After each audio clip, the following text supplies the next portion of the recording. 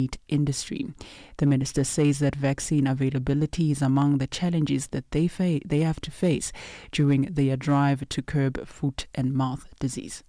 The national FMD vaccine bank was depleted, the production cycle misaligned with outbreak realities, and most notably, honest to put, biological products currently lacks the infrastructure to produce FMD vaccines at the scale and speed required to respond to outbreaks. As a result, we were compelled to import vaccines from Botswana to mount a response. Now, this situation can only be viewed as a stopgap measure, but cannot be viewed as sustainable for a country with South Africa's livestock footprint. Prominent Kenyan activist Boniface Mwangi has been released on bail after being charged with illegal possession of ammunition linked to protests last month, in which at least 19 people were killed. Mwangi pleaded not guilty. He once ran for parliament on an anti-corruption platform and has earned a reputation for speaking out against human rights violations in Kenya and abroad. He was expelled from neighboring Tanzania in May, where he had traveled to observe a hearing in a treason case against an opposition figure. The BBC's Akisa Wandera. Inside the Nairobi court, his supporters sang the Kenyan national anthem. Mr. Mwangi was arrested over the weekend at his home near the capital, with detectives initially accusing him of facilitating terrorism linked to last month's anti-government protests. During the raid, police said they recovered tear gas canisters and a blank ammunition cartridge. Amnesty International and local human rights groups have described the case as criminalizing dissent.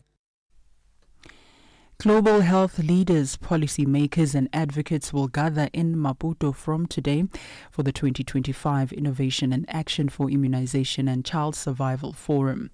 The high-level event, hosted by the governments of Mozambique and Sierra Leone, aimed to boost access to life-saving vaccines and to end preventable child deaths in sub-Saharan Africa. UNICEF's Chief of Child Health and Nutrition, Maike Arts. And the reason why we're doing this now is that we are only 5 years away from 2030, when we want to reach these Sustainable Development Goals. And there has been a lot of progress in reducing deaths, and particularly preventable deaths in newborns and children under 5 years of age. But still today, and every day, there are 13,000 children who die before they reach their 5th birthday. Now, we know what we need to do to prevent those deaths and also to treat most of the diseases that children die of. But we're not doing enough yet to make sure that every child receives those preventive measures and receives the treatment in time.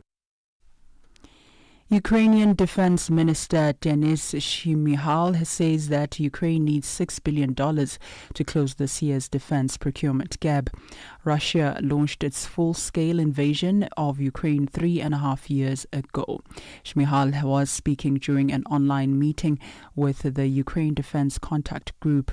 It's headed by German Defense Minister Boris Pistorius and his British counterpart, UK Defense Secretary John Healey. Healey called for a 50-day drive to provide Ukraine with more military equipment.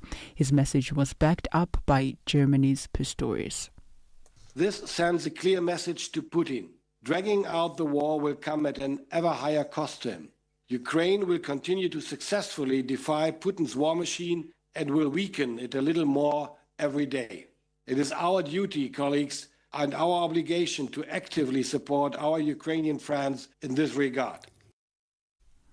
For any news stories that you would like to share with us, please send an email to newsroom@channelafrica.co.za or call us on +27 11 714 4459.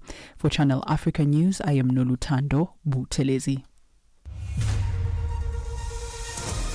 SABC News. The African Perspective. In a sports headline, former Bafana Banyana midfielder Pinky Machekane says the defending champions have to play their own strength against Nigeria in the WAFCON semi-final tonight. And Venus Williams has won the doubles when she make her return from a 60-month layoff at this week's Washington, D.C. Open. I'll be back with these and other stories at the bottom of the hour. Wake up, Africa. Peter Ndoro and Asanda Beda are here to help you rise and shine. Weekdays, 6 till 9 a.m. Central African Time. Only on Channel Africa. Every morning, right after the 6 o'clock news, we bring you Africa Roundup. And that's a quick snapshot of the continent's top stories from the past 24 hours. Our reporters, analysts and experts bringing you the context behind the headlines. And we begin with the latest from East Africa. Kenyan human rights activist Boniface Mwangi, renowned for his vocal stance against government corruption and inequality, has been released on bail. And this follows his arrest after police claimed to have found tear gas canisters and a single round of ammunition at his home. Police arrested Mwangi on Saturday and said they'd recovered unused tear gas canisters, a 7.62mm blank round,